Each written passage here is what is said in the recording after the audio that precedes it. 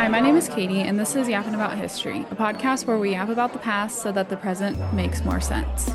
All right, I've got a really interesting story for you this week that involves Thomas Jefferson, a moose, and France. I know it sounds like a setup for a joke, but I promise it's all connected. And it'll be a little bit of a lighter episode, so it should be a good time. Now, just how are Jefferson, a moose, and the country of France connected?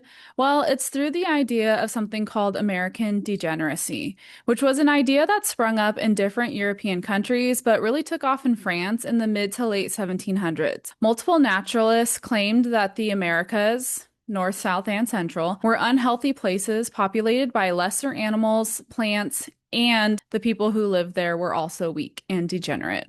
Jealous much? And honestly, the answer is kind of, yeah, but let's get into it. All right, so this begins in 1781 with the tail end of the American Revolution. Jefferson was the Virginia governor until he is ousted from his home in Monticello, Virginia, by the British, and he resigns after facing criticism for his leadership during that time. He actually withdraws from public life for a few years after this and uses this time to focus on writing a book, his only one, which ends up being called Notes on the State of Virginia. And the topic he wrote a lot about in this book and what we're interested in for this episode is American degeneracy.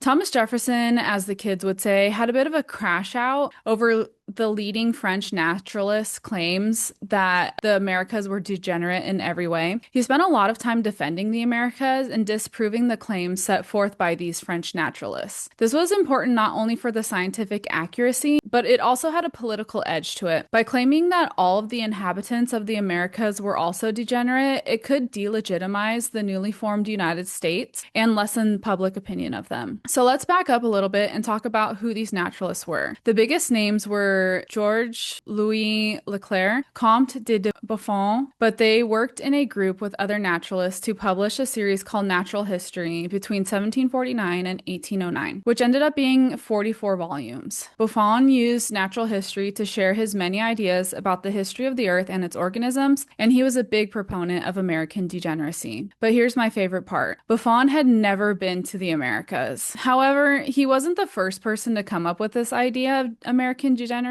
One of his sources was from a Spanish naval officer named Don Antonio de Joya, who wrote about American degeneracy in 1748. He claimed that the human condition in the Americas was degenerate because of its long history of colonialism, slavery, exploitation of natural resources, and subjugation of the native peoples. So in a way, he's kind of saying it's their fault. Buffon continued on this theory, but focused on North America and also claimed that climate played a central role. He compared different mammalian species and claimed that all of the New World versions were smaller and weaker. And when speaking of the degeneracy of the indigenous peoples in North America, Buffon said, quote, "The organs of generation of the savage are small and feeble. He has no hair, no beard, no ardor for the female. Though nimbler than the European, his strength is not so great. His sensations are less acute, and yet he is more timid and cowardly," end quote. And in regards to climate, Buffon said that North America was cold and damp and claimed that you could dig a foot or two into the ground anywhere in North America and you would hit frozen ground. These statements were easy to counter because the average climate was drier and warmer than Europe, and Buffon would have known that cold, damp regions of Northern Europe were good cattle. So the same could be true for cold, damp places in North America. From different accounts from explorers and researchers, Jefferson was able to counter these claims with specific examples, like the American black bear, which weighed 412 pounds, versus the European bear only weighing 153. He also named the American beaver, which weighed 45 pounds, and the European one was only 18. But the two aces up his sleeve were the moose and the mastodon, which he genuinely believed was still alive at this time. And what I thought was an ironic twist, Jefferson also defends the American indigenous people's intelligence and appearance by first providing a copy of one of the Shawnee Chief Logan's speeches, and Jefferson said that, quote, "With them, it is disgraceful to be hairy on the body. They therefore pluck the hair as fast as it appears," end quote. Jefferson also said that Indians had smaller families than Europeans because of economic necessity, and he noted that when Indian women married white men and were treated well, they produced large families, although it was true that women had a low place in Indian society. society. This is all according to Jefferson. They were subjected to, quote, unjust drudgery. This, I believe, is the case in every barbarous people, end quote. So on the one hand, he's defending indigenous people by talking about their intelligence and eloquent oration, but still calls them barbarous and that they don't treat their women well. I feel like this is more along the lines of like, hey, you can't make fun of or denigrate our indigenous people, only we're allowed to do that. Although if Buffon had bothered to read any contemporary works on the American Indian, he would have seen that the consensus was that they were viewed as a strong and cultured people. And these writings also noted that the lack of hair was cosmetic and for cleanliness reasons. Robert Beverley, all the way back in 1702, wrote that, quote, the men wear their hair cut after several fanciful fashions, sometimes greased and sometimes painted. The great men, or better sort, preserve a long lock behind for distinction. They pull their beards up by the roots with the muscle shell, and both men and women do the same by the other parts of their body for cleanliness sake, end quote. So why did Buffon go against all these other reports of leading European natural scientists? It could have been that he believed the anecdotal evidence over the written records, which doesn't really sound very scientific, but other common beliefs that could have persuaded Buffon were that the biblical Great Flood was said to have retreated from the Old World faster than the New World, or that the New World came up out of the ocean more recently, hence the cold and dampness of it. And again, going back to some of the underlying political motivations is that North America and the newly formed USA threatened the Old World order and its way of doing things. North America had vast amounts of natural resources, strong population growth, and increasing affluence. The US was quickly becoming a beacon for new democracy, which was the opposite of European aristocracy. And this is the class where most of the natural scientists were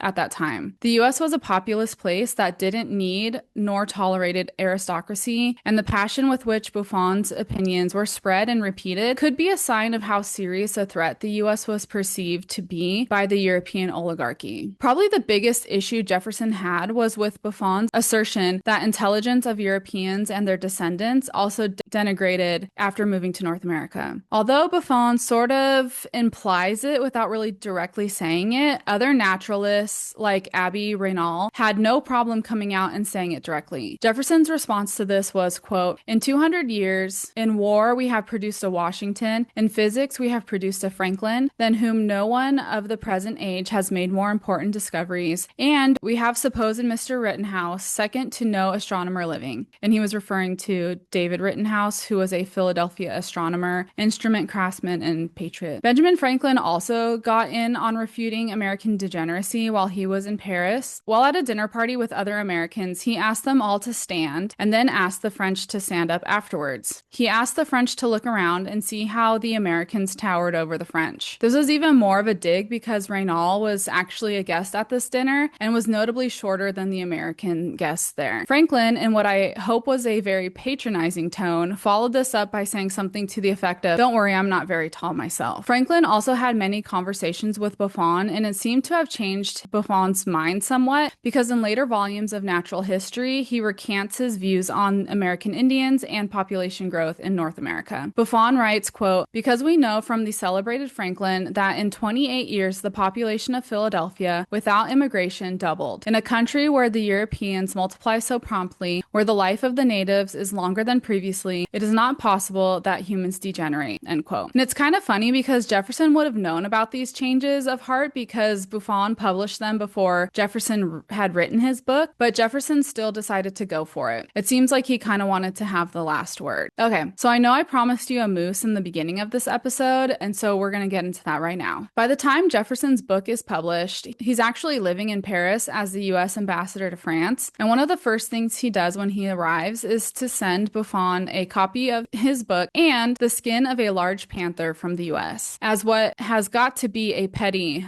fuck you, we have big ass animals in North America. However, he does get invited to have dinner with Buffon, and Jefferson doesn't seem that impressed with him, or he just knows how to hold a grudge. He writes that Buffon basically has no idea what the wildlife is like in the US. He tells Buffon how big the moose are that live there, but Buffon doesn't buy it. He says that it's probably an exaggeration of someone seeing a reindeer. Jefferson says that the moose are so big, a reindeer could actually walk under its belly. And then Buffon was like, yeah, sure, okay, whatever. And then Jefferson was pissed and he knew what he had to do. He goes and asks his friend, General John Sullivan, to help him get a large specimen and to send it to him in Paris. Sullivan is like, okay. And eventually he gets his hands on a 7-foot tall moose. But by the time Sullivan gets it, most of the hair had fallen off and the carcass was decaying. The meat was putrefying and its antlers were MIA. So he's like, shit, I guess I gotta go get a bunch of other animal antlers and I'll just let Jefferson choose which one he wants to put on the carcass. So he packs up the rotting carcass with deer, elk, and caribou antlers and hopes for the best. Jefferson receives this in Paris in 1787. Later on, when Jefferson's president, he also asks William Clark and Meriwether Lewis to bring him back mammoth specimens while they were on their exploration of the Louisiana Purchase. Mammoth bones had previously been found in this area, but unfortunately, they had a boating accident and the fossils that they had collected went overboard on the Mississippi River on their way back to give them to Jefferson. But that was okay because then Jefferson funds Clark to conduct the first formal excavation for fossils at a site called Big Bone Lick in Kentucky, but it was part of Virginia at the time.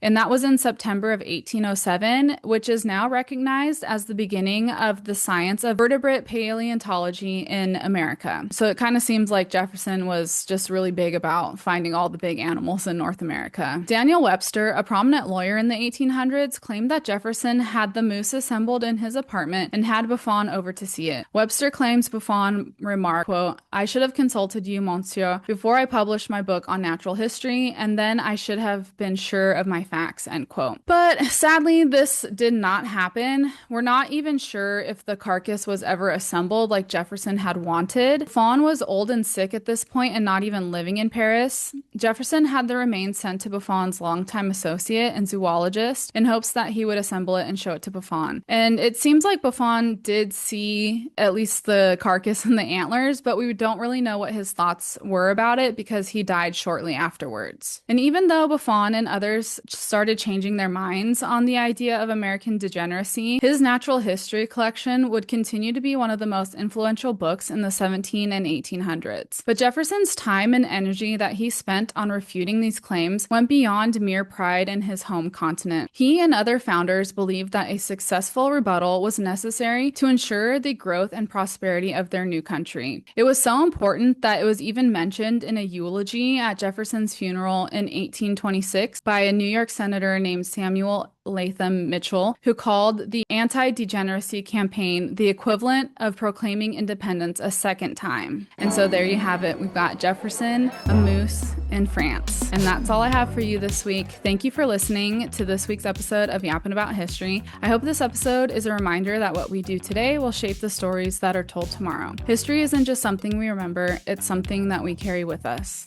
Bye.